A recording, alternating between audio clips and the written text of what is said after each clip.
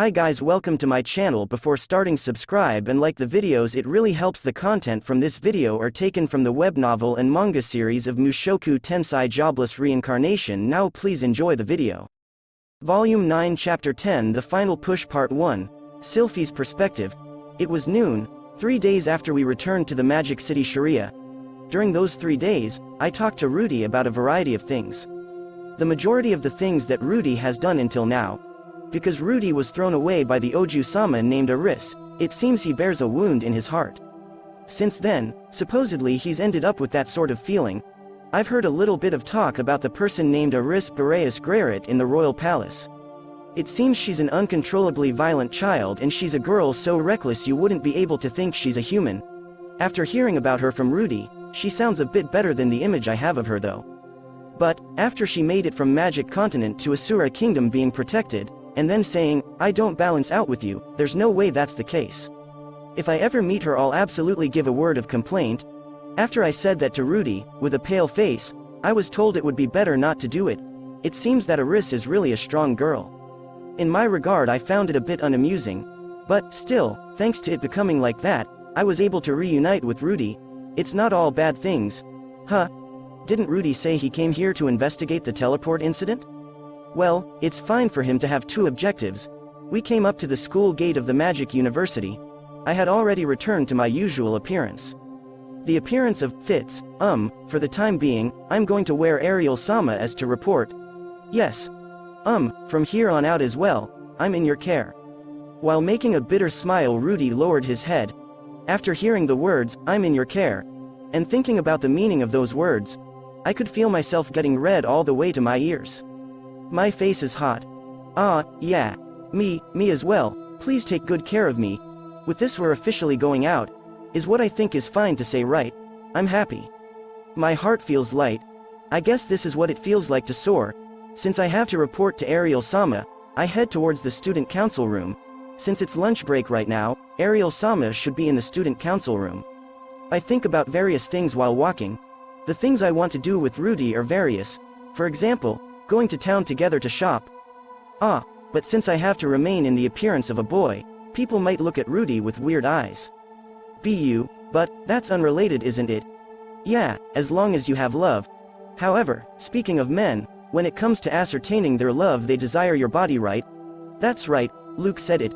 If there's no connection between your bodies, one day your hearts will separate as well. But, it seems like my body was no good for Rudy after all. What should I do? Part 2. After seeing Sylphy, who returned with a stiff face, Ariel sighed. I guess it was still no good after all.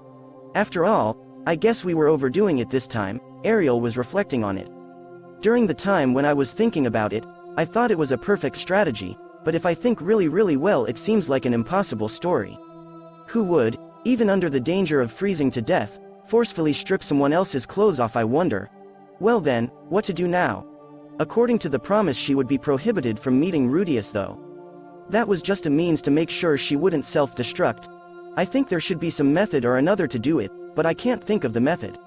Sylphy, for the time being, please calm down and make the report. Luke entered as the timely help when Ariel was hesitating. First we need to listen to the story. Yeah. As a matter of fact, the plan that Ariel-sama thought of making worked well. Ariel was surprised over those words.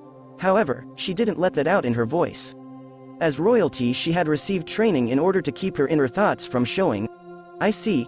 In any case, your expression doesn't seem to match that though. Yeah, it's about that though. Excuse me, hearing the reason after is fine, so first start with the report. Yes.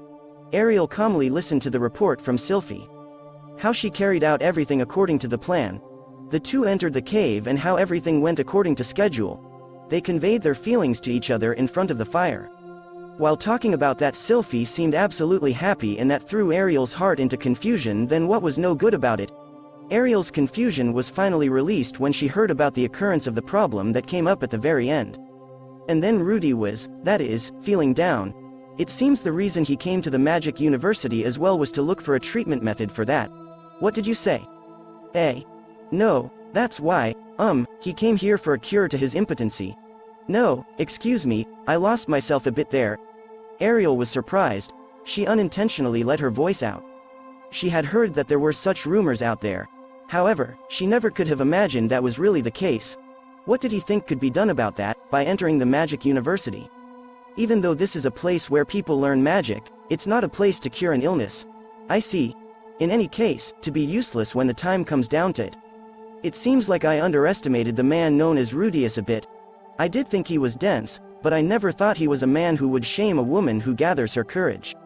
Ariel said that for the sake of keeping her heart peaceful, it wasn't her true intention. I'm sure Sylphy feels offended. In order to apologize for that and calm her, she tried to protect her heart. It was just that much. However, that would end in failure. Ariel-sama, that is saying too much.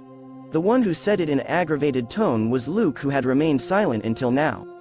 Men occasionally have times when there's nothing they can do about it. It's not like Rudeus didn't embrace Sylphy because he doesn't like her. Rather, in my opinion, I can finally comprehend the reason why he was so quiet up until now. Luke is a laid-back man, but he never carelessly makes comments towards Ariel. Occasionally there are times when he gives good advice, but he's not the type to deny something head-on. As a lady killer, that he's a man who is sweet to women is a part of it as well. That is, even more so in regards to Ariel. For him to use this much of a strong tone and manner of speaking, it's something that never happened until now. Ariel received that almost like receiving the impact from being hit. Luke. Sylphy, please wait a bit, I have something to give you. Ariel-sama, please excuse me. After Luke said that, he left the student council room with a quick pace. While continuing to see his back off, Ariel raised her eyebrows.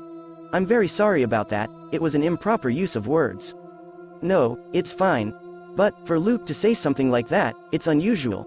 Sylphy is surprised over Luke's behavior as well. After all, it seems there's various things between men and women. However, if it comes down to that, then it's very troubling. Yeah. What should I do, Ariel-sama? Ariel was coming to a bit of a misunderstanding at this time. Rather than trying to succeed with the sex, Sylphy was worried about their bonds becoming loose because of that. However, Ariel thought about it like this.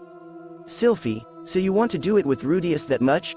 If Ariel had really understood Sylphy's feelings, then it could be said that she might not have said something like that.